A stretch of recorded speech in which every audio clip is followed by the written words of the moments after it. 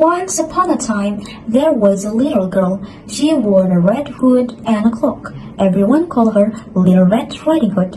One day, Little Red Riding Hood's mother said, "Granny is ill. Take her this basket of food." Little Red Riding Hood's granny lived in the other side of the wood.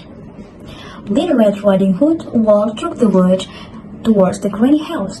She did not realize there was a hungry wolf watching her. The hungry wolf jumped out in front of the Little Red Riding Hood and he asked, "Where are you going?"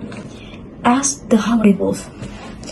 "I am going to take this basket of food to Granny who is ill," said Little Red Riding Hood. "Where does your granny live?" asked the hungry wolf. "She lives in the other side of the wood," said Little Red Riding Hood. And then the hungry wolf smiled. "Why don't you pick some flour for your granny?" he said. "What a good idea," said Little Red Riding Hood. And then she put down her basket of food to pick some flowers. The hungry wolf smiled and then he ran off to the granny's house. When he arrived there, he suddenly ate the granny in one big gulp. Hop! The hungry wolf ate the granny, but he still felt very hungry. "I already ate the granny, but I'm still hungry," said the hungry wolf. And then he had the idea. So the hungry wolf put on the granny's cap and the granny's glasses, and he lay on the granny's bed.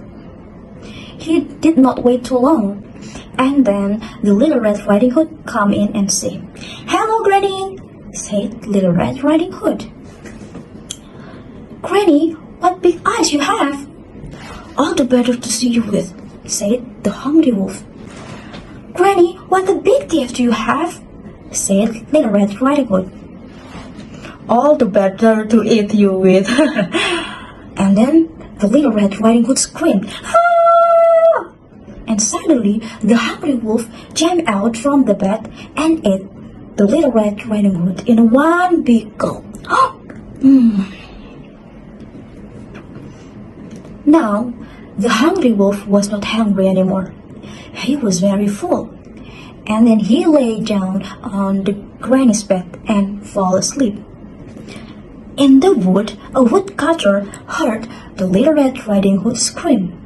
He ran into the house and see a wolf fall asleep on the granny's bed. And then he killed it with his axe. The woodcutter cut the wolf's stomach and jumped out the Little Red Riding Hood and Granny. Granny was so pleased to be safe that she invited the woodcutter to tea. That's the ending of the story. And the story teaches us to always be cautious and do not easily trust strangers. What do you think about the Little Red Riding Hood story? Is it interesting?